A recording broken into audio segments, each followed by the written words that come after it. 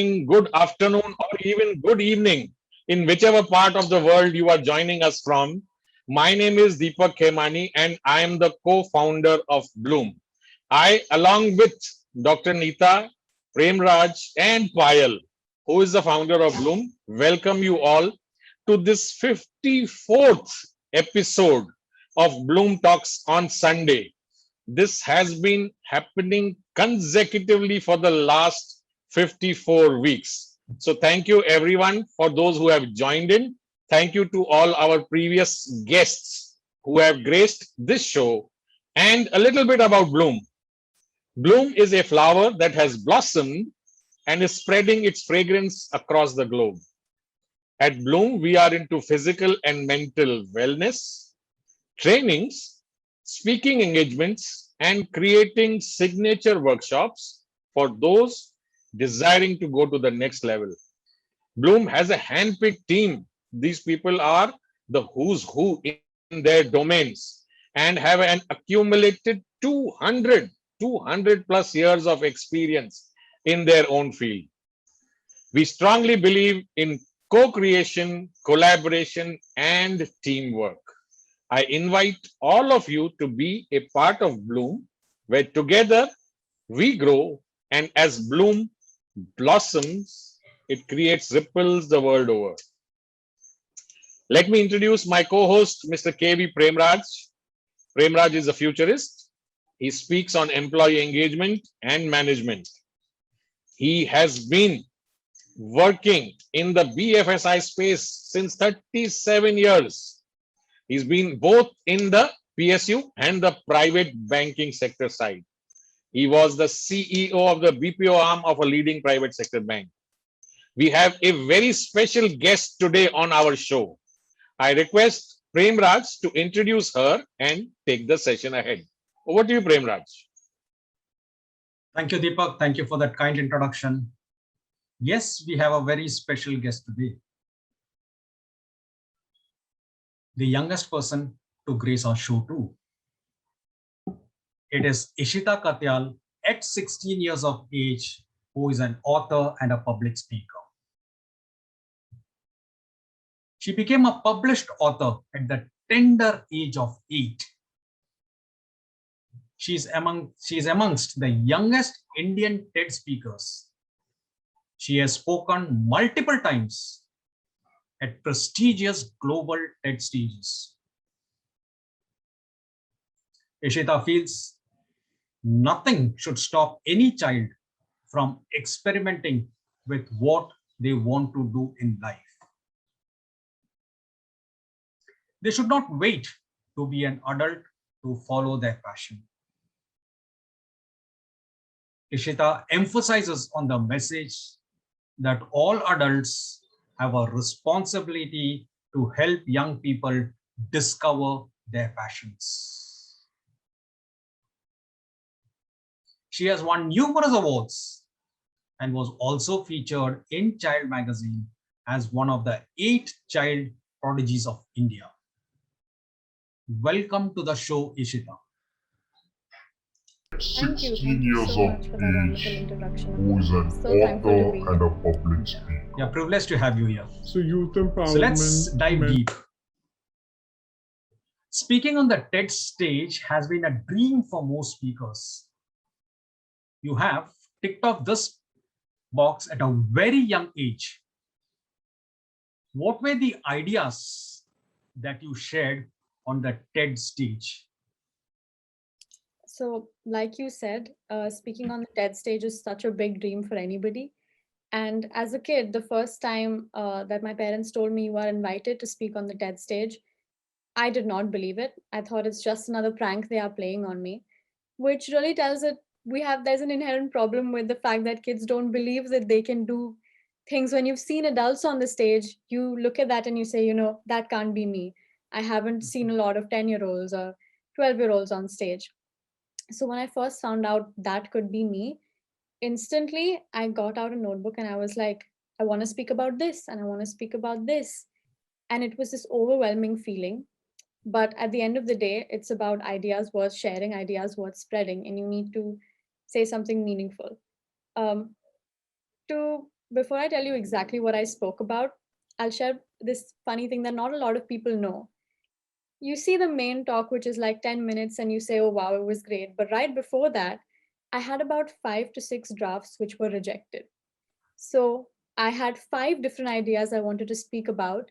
But in the end, what was the most authentic prevailed. And that main idea was about my problems for the world from the perspective of the youth.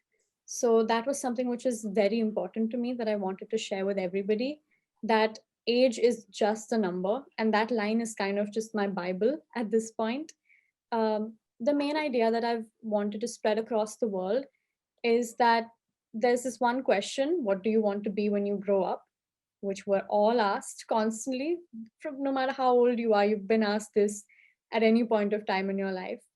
And since I was asked this, I constantly used to find a problem with it. And I motivate adults to ask children, what do you want to be now? Now, I know I get a lot of mixed reactions on that because they say they don't have the resources and they don't have the mental strength, but that's what we need you for.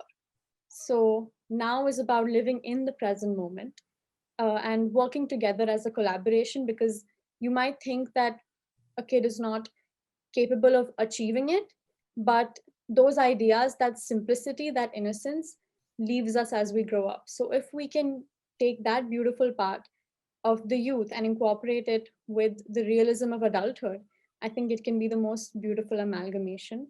So that's the main idea I spoke about. And another one is about being happy to be a misfit in this world. Which now, when I say the word misfit, I think a lot of people are quickly taken aback. Like, I'm not a misfit. Who are you to tell me I'm a misfit?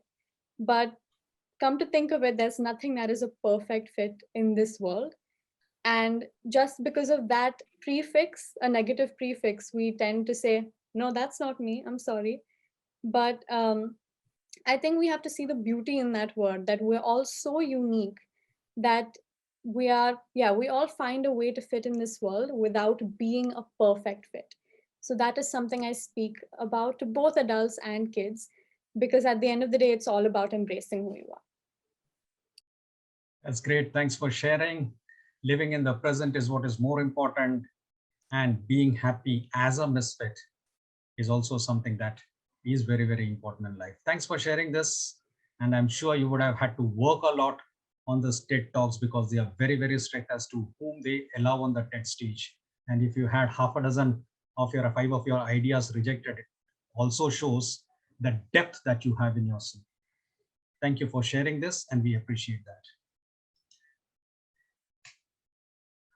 What are some of the issues that you're passionate about, and how is it that you go about propagating this to the world? I think if it isn't obvious enough, youth empowerment is, of course, something that I really, really believe in.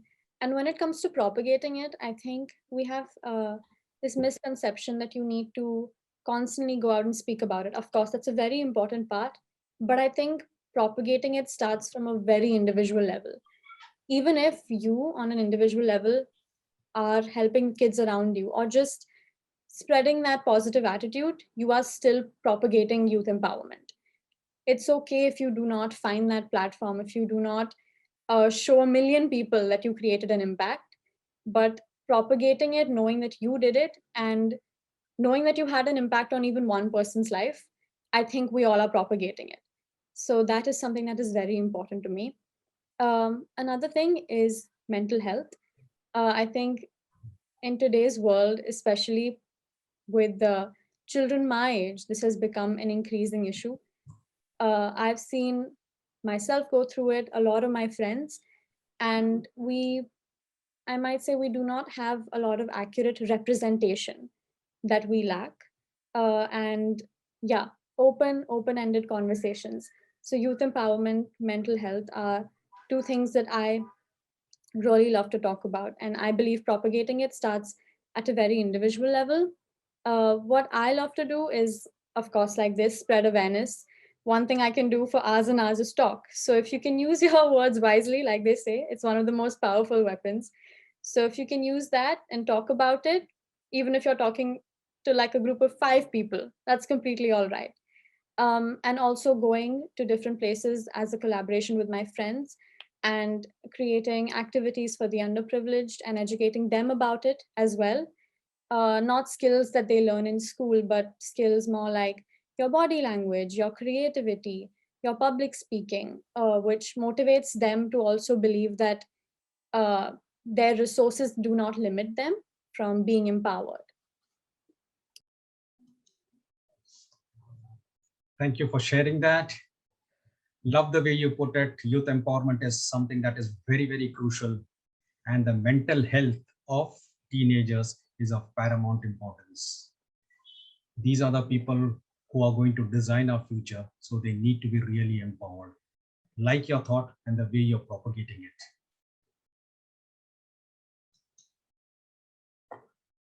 With your varied accomplishments, you cannot be called as a normal 16-year-old we usually encounter. How has this elevated status affected your bonding with extended family and your friend circle? First of all, I am very normal. In fact, I think I'm a little too normal to the point where I'm very weird. Uh, I'm, I think this is, even when people attach the word prodigy, I instantly say no. I don't know why. I feel like that's what I want people around me to know, is that I'm just like anybody else. And this is not even me trying to say it to sound good. At the end of the day, I am the same teenager who sleeps maybe late at night, has to wake up, procrastinates so much, and still manages to get it done at the 11th hour. How it has affected people's reactions around me. I think one thing I believe in is that you can never control what people think about you or how they act around you. So, whether it is how I am today, creating zero impact, or tomorrow, let's say I create an impact in the life of 1 million people, that shift, I will never be able to control what others feel about me. So, right from the beginning, I try to focus more on how self aware I am and how the reactions of others affect what I think about myself, not even in a shallow way. I think it's important to be self aware and see how you react more than how others react. Because at the end of the day, you've got yourself. How it changed, though, if I have to speak about it, is of course at first, um, something not many people know is that I was a very shy girl. So I used to pretend that I have an ulcer in my mouth just because I didn't want to speak in class. So everybody had that sort of mellow, chill interaction with me. But of course, when you achieve something, people want to, talk to you, maybe know more about you, whether it's in a positive way or negative way. So yeah, I think it was a balance of both. I had to deal with a lot of people saying that I did not write my book, my parents did, or I had to deal with people saying that this is not what I believe in. But at the same time, uh, I got a lot of empowerment and I got a lot of a much bigger platform to speak about it. So yes, there was a huge negative part of it, but my family and friends were thankfully always supportive, which motivated me to go ahead. Yeah, you're being very, very modest about your accomplishments. No. Compared to the others. You have achieved a lot, and we're happy that your elevated status hasn't really affected your bonding with extended family and friend circle. Now let's go on a different tangent. Just I want you to imagine you discover a beautiful island where you decide to build a new society. What is the first rule that you would put in place? This question is like the best question I've ever been asked, because instantly I'm like, what would I do? At first, if it's like a complete fantasy world with no reasoning, of course, I would say no poverty, free resources for everybody. But I think if I found an actual island, those things are never possible. But I think the most important rule, not exactly a regulation, but just a foundation rule I would set this thing, I would be a dictator when it comes to communication. Like in nothing else, like I would never force or impose people on anything, but communication would be one thing that I would make a clear policy. I think a lot of the main humanitarian crisis that we are having in today's world is because of the lack of communication. And uh, even if you completely disagree with somebody or you completely agree with somebody, it is very, very important to communicate that.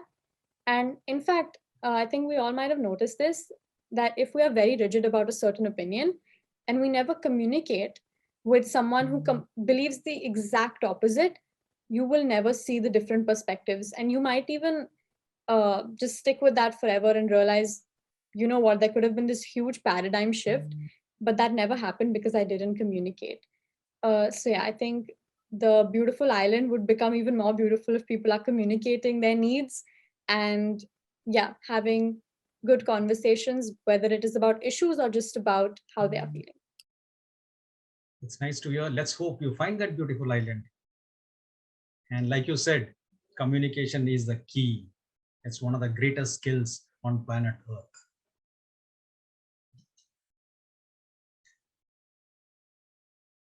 If you could invite, once again, just imagine if you could invite 4 famous people to dinner, who would you invite and why?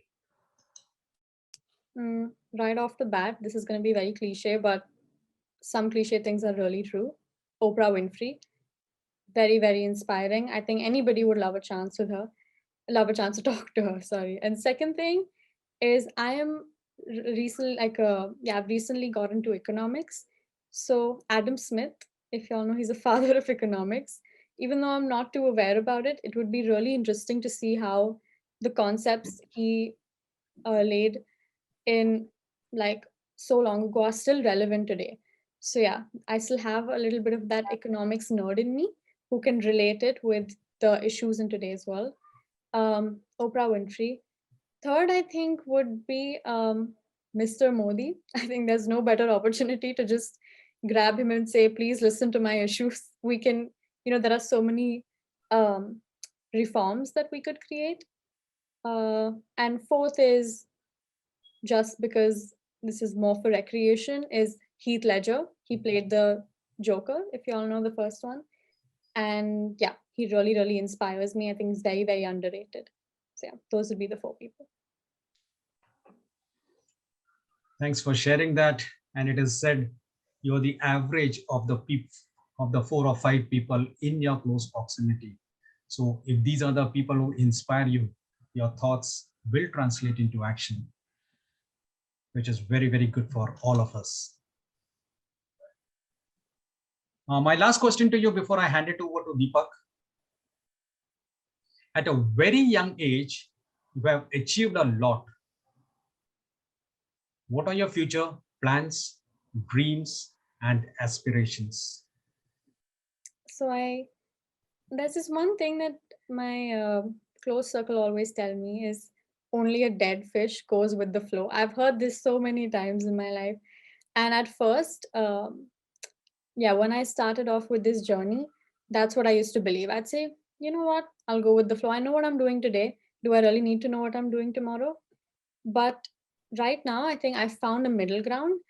I don't ever set a rigid plan for what I'm going to do. Like, when they ask you a question about where do you see yourself 20 years from now, I immediately want to ask them, how do I know what changes I'd see in my personality 20 years from now? Like maybe 5 years from now, I didn't think I would be able to speak from me. I was so shy. So my perception of my future would be completely different. If I have to take today's perception, I think I would definitely see myself speaking on a larger stage. And also, I've been wanting to compile my thoughts into a non-fiction book, hopefully. But of course, it does take a lot of time and effort. I don't think a literature or any sort of work of art is anything you should rush at all. So yeah, I think I did something when I was very young, but this is something I want to take my time with as I learn things, as maybe even when I become an adult. So the contrast was of my opinions now versus maybe 2 years from now. And one thing that surprises a few people is I really want to dive into the field of entrepreneurship. So hopefully I see myself being an entrepreneur, even if it's a completely failed business.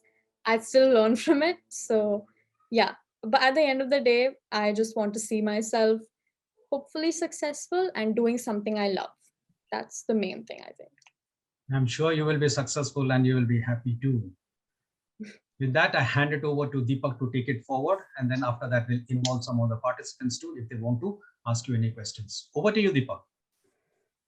Thank you, Premraj. And I'm just looking back in my life at me when I was 16 years old.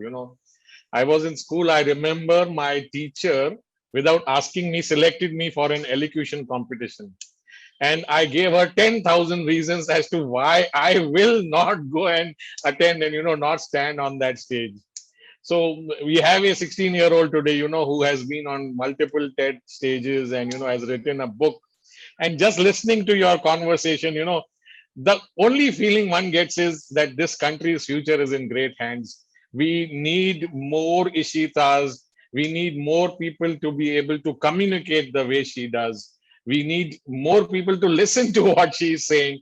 Probably Mr. Modi will listen to, what is going on, what is being discussed in this program, and a few more changes will come by. So wonderful, great listening to your conversation, you two, Premraj and Ishita. I want to ask you about your book. Tell us a little more about your book and what made you write it at that age. I wrote my book when I was 50, 50. That is the time when that bulb, clicked, and then it said, oh, write a book because you have this experience. You wrote your book at a young, tender age. Tell us what the book is about and how it came about. All right. So my book is called Simran's Diary, and I wrote it like you mentioned. It was published when I was 8, but I wrote it when I was 7. It's a fiction novel. It's kind of like an alter ego of mine, which I will explain in the story of why I wrote it. So it's about a girl who has a dream, which we don't reveal. She's a little unsure about it, so she never tells her family. And at the end of the day, we talk about a girl in India, her life. She's also like 10, just like I was, or like a little younger. And all the turns and twists and turns she goes through, and in the end, how she fulfills that dream of hers at that age. So, how this really came about was I always tell everybody this, that I was very bored in my summer vacations. I saw everybody is traveling to some place or the other, and this was the first time that we decided to stay back home. And thank God that we did. At first, I found it completely, I was so opposed to it. But yeah, I used to, like I said, be a little bit of a shy girl. So we had bought this lock diary that I was very proud of, and I used to write in it about every single day. And once I walked in and I saw that my parents have read that diary. And I was like, invasion of my personal space. Nope, I can't do this. But they were the ones who, in fact, motivated me. That's when I realized the importance of the influence of adults in your life. So they were the ones who motivated me, who said that, you know what, you've written about your daily experiences. If something gives you so much joy, then it should be out in the world. And that was so beautiful to me. I said, yeah, you know what the heck, if you like something, do it. So all of those experiences of mine, whether it was getting specs and being completely like scolded by every like my grandparents and all the people in my family saying now your eyes are covered and you're not going to be able to do anything. So yeah, those, that little desi element of the problems you go through, because of course your problems are considered very trivial as a small child. So what I wanted was for any child to pick up and read that and just relate to it. It doesn't have to be, a moral of the story or anything too amazing. Because even now, when I pick up the book, I see the grammar, I see the vocabulary, and I'm like, this is not a beautiful work of literature.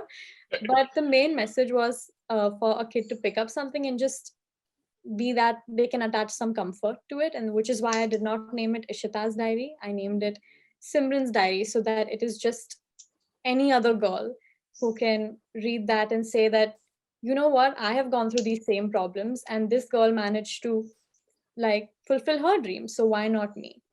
So yeah, that's how I really got that idea and wrote that book.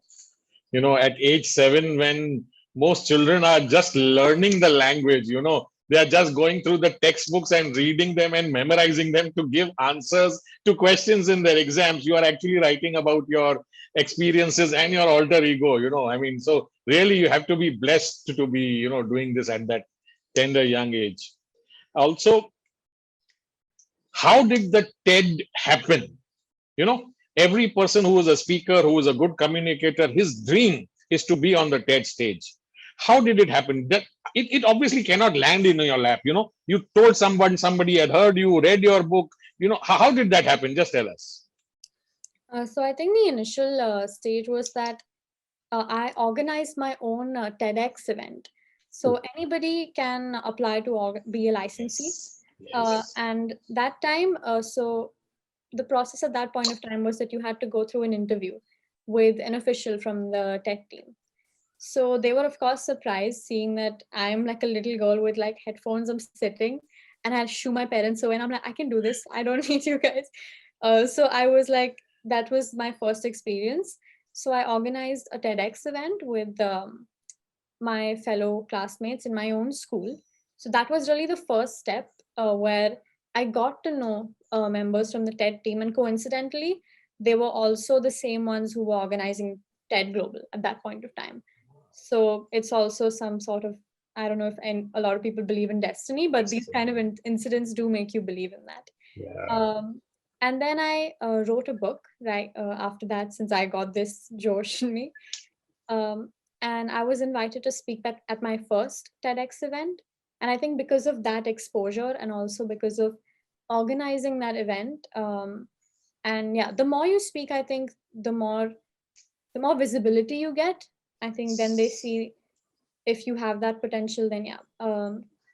So that's really how I got that opportunity. And yeah, it doesn't technically land in your lap. You have to like go out, speak. And even when I went there, I saw everybody there and I said, this is not my demographic. I can't speak like them. So I had to be told to control my breath and act like there is a coin on your feet and you can't move. So that whole process, that is what makes you I think TED speaker. Before that, you just see it from a third person point of view, and even when they approach you, you think, oh, okay, they saw my work, they like it, so I'll do it the same way. But yeah, after you've worked hard, they make you see a whole different perspective of working hard and working smart. So yeah, that's how it happened. Yeah. Thank you for sharing. And if I would ask you, just in the next like 1 or 2 minutes, try and encapsulate your TED talk, which you are proud of, the one which was selected. What was the message? Right. So the message was about, I wanted it to be just, since I was the opening speaker, and the theme was dream. So I wanted it to be something simple yet effective. So I started with speaking about, as a little girl, and it's very dorky, the beginning of my talk. I had my toy with me on the stage, kept aside. I don't know for what reason. uh, Sh- Ishita resonated with it, so you know what, I'm proud of her, I'm happy for her. I don't know why, but yeah, she had that I had that Furby Boom toy, which maybe you might have heard of. But yeah, that is what I had kept aside. And at first, I spoke about the different things that I love to see, the creativity in this world. But the main thing I spoke about in that talk was my message for as the future generation, for the future generation. So I spoke about many different problems. Number one being the education system. I think there have been some very, very useful reforms, but of course, we could use a lot more. I had also spoken about the hike in the school fees. The education system was already tough enough back then, it still is to a certain extent. And to make that even more tough on the resource front seemed very unfair to me. Another thing was, as a little kid, you don't understand war. So I was speaking to adults, and of course, they know about the history of war, the technicalities of war. But to me, it was like, why are there humanitarian crises? So yeah, it was a very innocent way. And to explain to the adults that there are going to be so many more like logical reasoning based talks today, but I'm here to just simplify it and take you back to the inner child inside you and why it shouldn't die. Because if you can go down to the most fundamental thing, only then you can solve the most complex thing. So, yeah, I talked about all of those problems: war, world hunger, and about how we should be thinking 10 times, 100 times, and 10,000 times before we really take those important decisions. Yeah.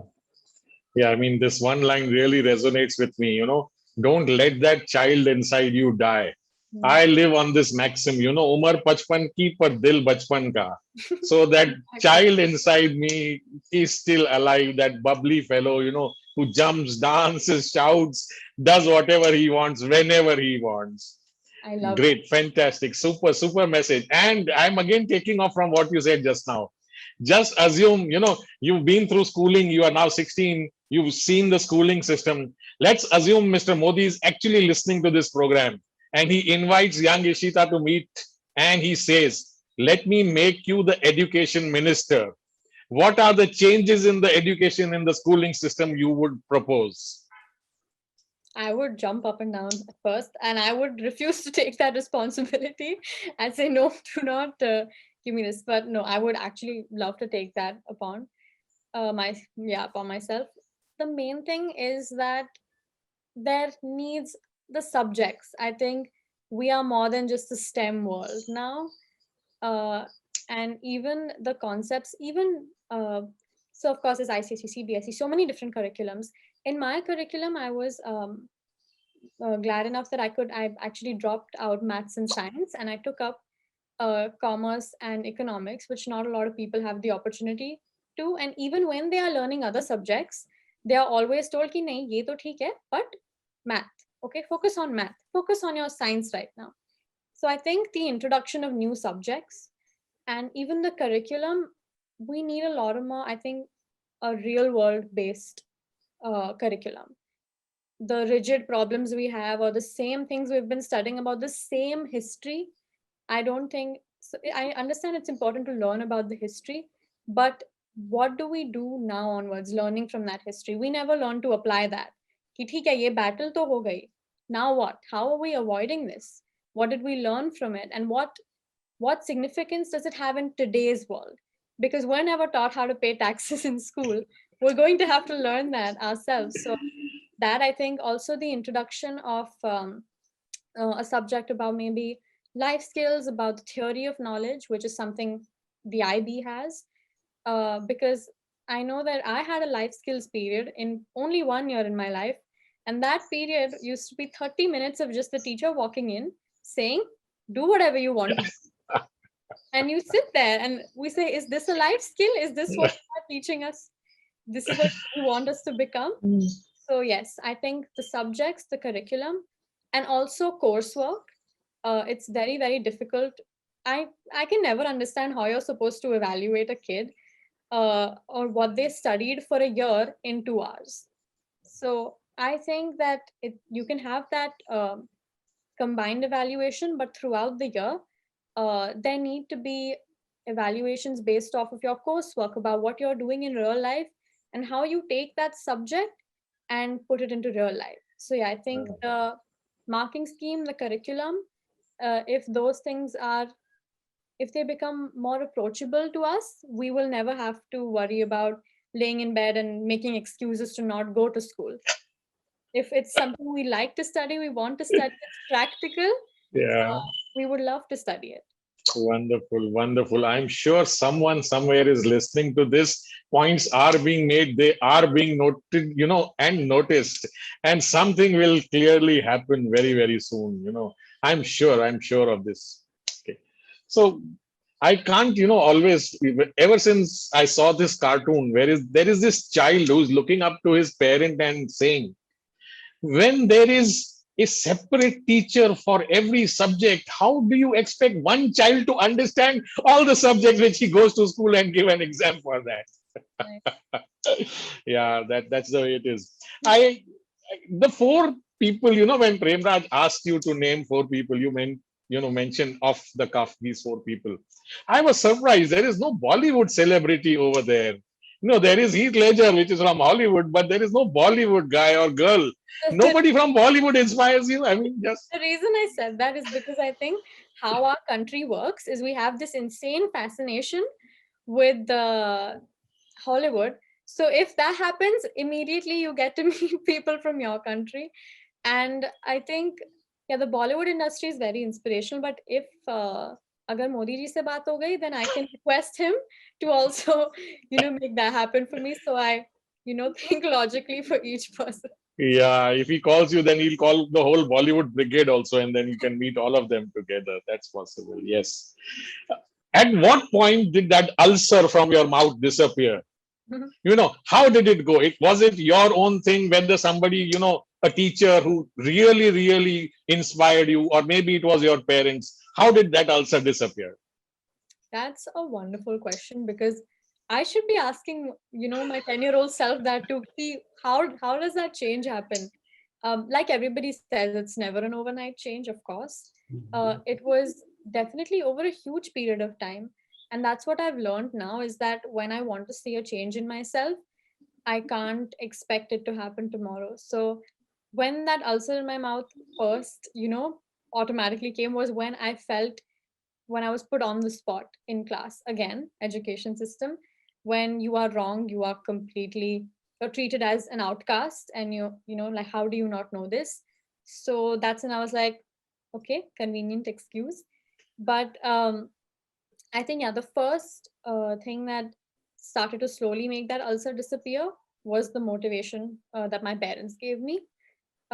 Yes, so that is something very important. Again, there's no right way of parenting, but if you know your kid, then you get to know them well. That is the most right thing for you to do because there's no fundamental right and wrong. So yeah, I love the way that they were parenting. That's what I tell them. When I grow up, just give me a handbook on what you did because then life will become easy for me. Yeah. So yeah, that was the first step, motivation.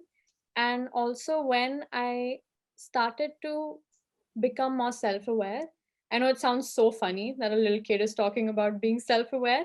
It was in a very, very innocent way where I used to ask myself questions, and slowly I started to speak more in front of more people. And once I went on the stage, I just felt this level of comfort I never felt anywhere else. And that's the one like second in which the ulcer just disappeared. Because I was on the stage, I felt like I was at home, weirdly enough. And yeah, so that's when the ulcer said, my job is done. You've learned from this, so now I'll go. Yeah, there is that magnetic attraction towards the stage. When you are a good communicator, when you want your voice to be heard, when you want people to listen to you, invariably you get attracted. You are the first person to jump onto that stage if given that opportunity. Right. Yeah. You mentioned about communication. You said that this is the one skill which should be taught, which is very, very important. Clearly, communication has two parts. One is speaking, talking. The other part is listening and understanding. Also, we all know that both are very, very important. Which part of the communication side do you want to be? You want to spread a message, or you are present here also? No, I'm listening to other people also. And these are both the qualities which should be there in a good communicator. It can't go just blah, blah, blah, blah, blah. He or she should also be listening, understanding, soaking in, and then giving out that knowledge. Any comments on this? I think I completely agree with you. It would be so unfair to pick one side. And that is, if you pick one side, you are completely ruining the concept of communication itself. Uh, and like we all learn, I think if somebody has learned that in school, that's the one good thing I learned is that communication is a two-way process. This one line that I learned, when you apply it in real life, you see it. For example, right now, I think if you weren't, listening to me this nicely and giving me that validation, it not only doesn't motivate me, but it also helps me, help everybody here have a good time. And also, I listen to you, and I learn so many valuable things. So yeah, I don't think that like if you're invited somewhere, maybe let's say here, if I'm a speaker, I think it motivates me because I know that even if I speak, even if I answer questions, I'm going to take so many valuable learnings from what you have said as well. So I think there has to be that right balance. uh, I do not believe in like black and white. There is the gray. You need to respect the gray, and you Yes. need to find that. So yeah, if you just speak and don't listen, your perspective will be so limited. Mm, And if you question things, if you talk to people and listen to something completely new, it helps you question yourself as well. So I think that that two-way process should be respected, and even in your daily life, like this is the most wonderful example of it. So yeah. yeah. Tell us a little bit about your family. Ooh, excited. I'm very, very close to my family. I've been blessed with a great family. So my mom, my dad, I feel like should I create like a family tree? um, yes, my both my parents are really, really amazing. I see them working hard every day. My dad's in the corporate world, so that gives me a more of a like calm, balanced side. Whereas my mom is in more of the speaking and training facility, so a training Oh. field. So it's that perfect balance. So I've been blessed with that. I'm very close to all of my family members, whether it is grandparents from both sides. Even right now, when people say, Ki, where would you go after this pandemic is over? I just say, take me to my hometown. It's a very small town in Haryana. So it's called Karnal. That's where my family is. I love my Nani Nanu's house. It is just my favorite place to be at. I'm an only child, and I love it Oh. that way. Contradictory to what most people believe. And yeah, everybody in my family really inspires me, whether it is um, the siblings that my mom has as well. My uncle, there's like so my whole family is like a whole different area of different fields. My mom, who is a businessman, and not businessman, he's like he works in the business economics industry. My masi is very, very creative. And yes, my little brother as well, he's so talented. So having a family that is also open to not stop when they are older, they also, I see them constantly trying to learn new things. Even my grandparents, they're always ready to evolve and learn more about where I'm coming from. So yes, it is I think I've been blessed with that family. Yeah. Yeah. Yeah, wonderful. I mean, clearly the genes, your speaking thing coming from your mother who's in the speaking and training fraternity. So clearly there is some connection over there. Yeah, one part is that. Now, just tell us a little bit about schooling. And I want you to take you to that part where, you actually became an author, when you actually became successful. Were you the favorite child of the teachers in your class? Oh, this is Ishita. She's written a book. She's special. She's Destiny's Child. She's gifted. Did that change? Were you the, as they say, Anka Tara of your teachers in school? Actually, something about me that all of my friends will tease me for is that I am a very obedient student. Like, I love to have fun with my teachers. I love to joke with them, but to me it is very important to be liked by my teacher. I do not care if I'm liked by strangers around me, but I can't be that rebellious kid in the class. I need to have that respect that I need to give my teacher because it makes me feel really good. So I had, of course, a few teachers who liked me previously as well. Of course, every teacher has their favorite students. So they were very proud that they were proof that they felt that they were like right, and they were like, my choice is correct. So they felt even more motivated to uplift me. Um, and yeah, I think the teachers who were a little strict, who kind of used to just sidetrack, like when it came to me, they became a lot more open minded. So and it didn't affect me negatively. I was in fact happy that if this change can help them. And I also saw that along with me, maybe the two three other students they didn't like, they also became open minded to them, not just me. And that goes to show that you know they were ready to bring that change, because change is the only constant. So even a positive change in your life can bring a huge change in somebody else's personality. But I think teachers, it was fairly the same, but the bigger impact was my friends, my classmates. that was a dynamic that I saw change, and I was so shocked that people who hated me, people who would come to me and scream at me and make me cry are now, my best friends. So yeah, that as a kid dealing with that and coming home, and I used to think I have to analyze who has to be my friend, because again, you are taught as a kid that you are known by the company you keep, which now I really understand the importance of that quote.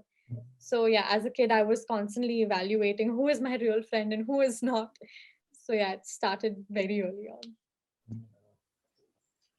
Who is that one person whom you would consider or say that this person is my mentor? This is the person who's, pushed me. This is the person who's trained me. This is the person who I've become because of this person.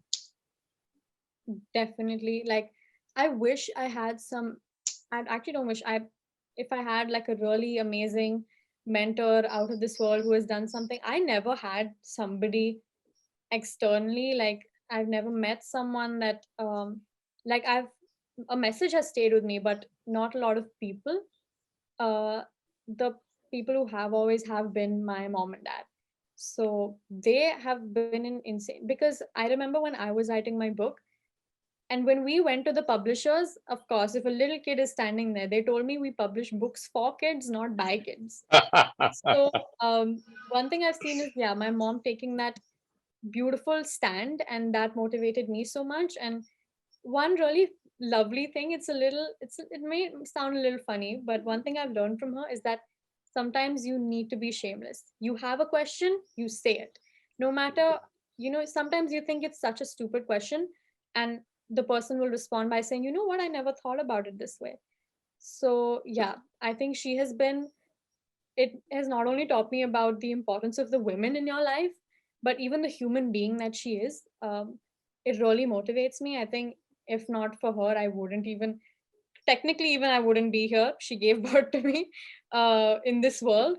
But the impact that she has had, of course, whether it is how I speak or how I express myself, she has helped me on that front. And my dad has helped me to be a lot more open minded and a lot more calm. So yeah, those two aspects of life are very, very important, and I hope that um, the adults here who are parents also incorporate that into their kids' life. Yeah, I'm sure all those who are listening will definitely do what you just now suggested.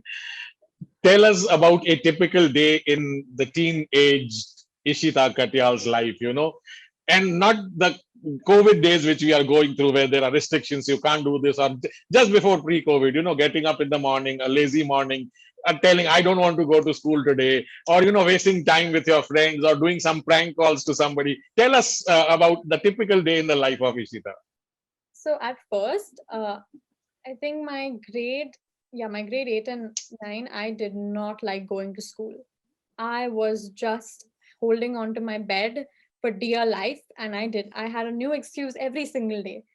And I would just hope that my mom, everybody's mom can catch their lie easily. So I would hope that my dad walks into the room and I can, just do something to convince him.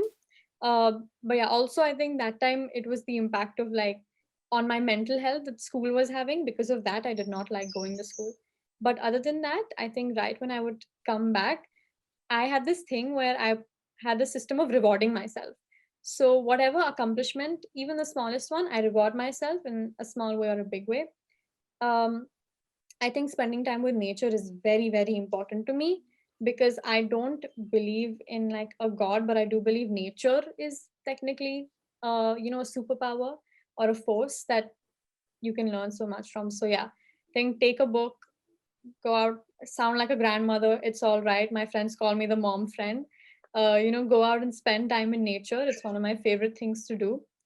And yes, movie nights with my friends are also very important to me, because I love watching films. I'm a little bit of a Bollywood buff, even though I know those movies might make zero sense.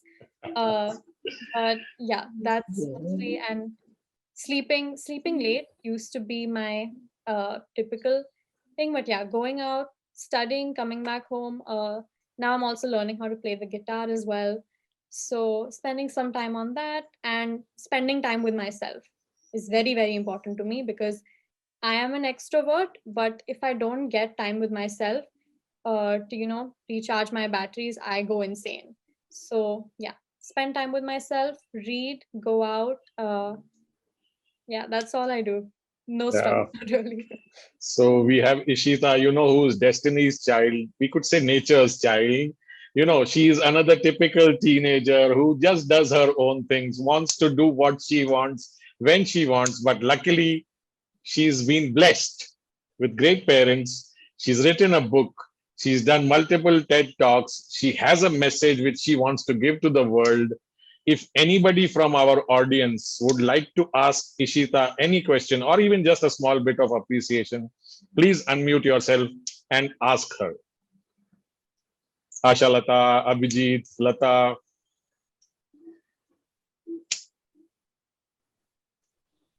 Yeah, Ishita, what I want to say has already been said. Listening to you, we feel so. I really feel relieved that the future of my country is safe in the hands of the youth. If there is even a small percentage of people like you, we have something to look forward to, something to hope for. Keep it up. That And means it's wonderful to see your maturity and all at this age. Kudos to your parents also. yes. Thank you so much. Thank you, Asha Lata, for your kind words. Anybody else? Yeah. Yes, Hello. Ranjit. Yes. Hello, Isita. I think after hearing you, I am feeling really abundant with happiness. So mature, everything means whatever you are talking about means from no corner you are looking. We are talking or we are having a discussion with a kid of the age 16. Okay, and I respect your assertion that the way you have dealt with the seniors. Means I would like to know how you face your seniors at the age of 10, 12, or 13, because I know you respect yourself and you are very assertive yourself, but they might not be knowing what you are. So how you dealt with them at that point of time? That's actually a wonderful question. First of all, thank you so much. It really means a lot to me when um, you said being abundant with happiness, because that's the most important thing. So that makes me very thankful. When it comes to, yeah, I think elders, at first growing up, I used to be so opposed to interacting with them. I would even go and tell my parents, saying they don't understand where I'm coming from. They are so restricted to their point of view. But then that's when parents say, aren't you also doing this, as you are also restricted to your point of view? So that's what made me understand that uh, if they everybody comes from a very different school of thought, a different time, a different generation, and that has a huge impact on how I act. If I was born like 10 years earlier than I was, maybe right now the way I'm talking, the way I'm acting, the way I'm dressing, different beliefs of mine would be completely different. So I think one thing I always like to do, whether when I'm talking to people who are much elder than I am, is to put myself in their shoes. um, One thing I think I do have to deal with even in today's age is the typical IIT Jao and you know engineering and all of this. It's Yes. slowly dying down, but yeah, that to deal with, I think I like to put myself in their shoes, tell them that I understand where they're coming from. I even give a valid reasoning for their thought, because I think they should feel heard. If you want to feel heard, you make the other person feel heard too, even if they are your nanu, your nani, or any adult trying to give you advice. So yeah, I'll give a valid reasoning to what they're saying, but at the same time tell them that I might not be happy doing this and I do not believe in this. And sometimes I think we all should just realize it's okay to not have the same opinion. It's completely okay. You cannot keep fighting to find a middle ground. If there is always a middle ground, but it's completely 100% okay, because there will never be a fundamental right and wrong. There will never be a fundamental good and bad. What's right to me can be so wrong to you. So yeah, that's what I try to do. And I think one thing I have to control is being a little. I'm very free when I talk to anybody. So I try to. This might sound funny, but I try to make them open up to me as well, and bring that child out. And I tell them, you don't have to always be so serious, because we respect you. They want to be seen as that strict, respectful figure. We are going to respect you even if you are not so firm with us. So yeah, I try to make them feel heard.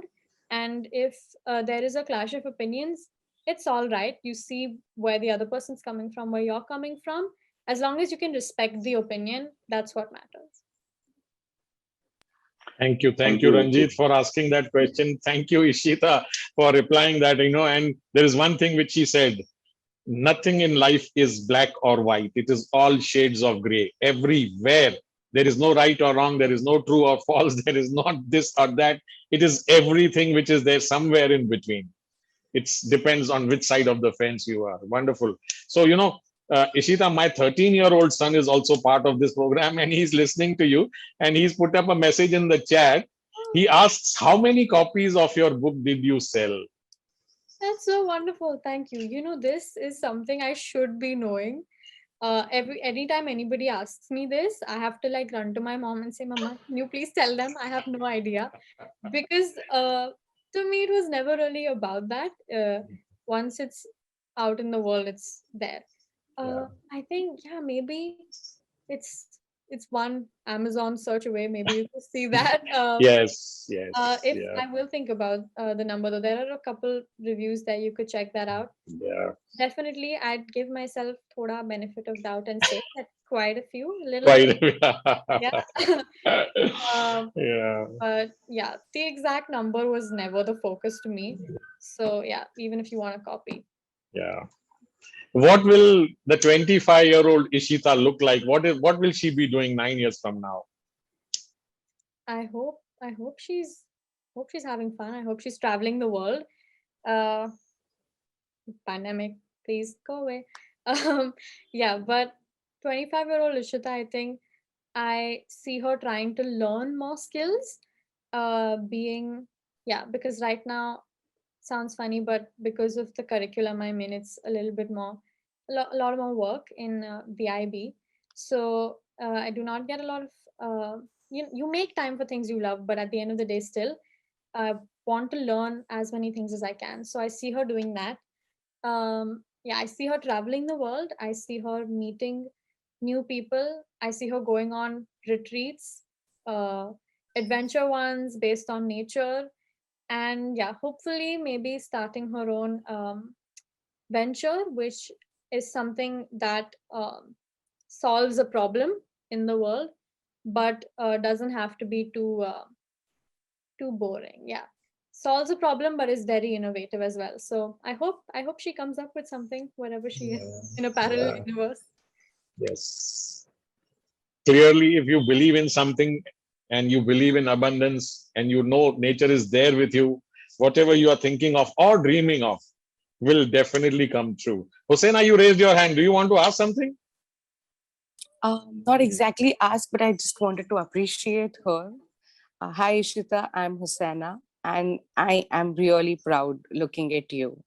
I wish I could have got that push at that age, but I'm lucky that I have that push today. Just one thing which, mesmerized me from your talks was your quite understanding on that everyone has their own opinion and everyone comes from different background. If a child can, like, sorry, me calling you a child, but you are a masterpiece out there. If they can understand this particular point, वो जो mummy papa के बीच में झगड़े होते हैं ना, and then the child gets, my mother does not understand me and my teachers don't understand, that would have gone out and really makes sense. Like, I think schooling and teachers need to put up this point more firmly on making kids understand that we respect you and then you respect us, not just putting up their rules on us and just making us play on their rules.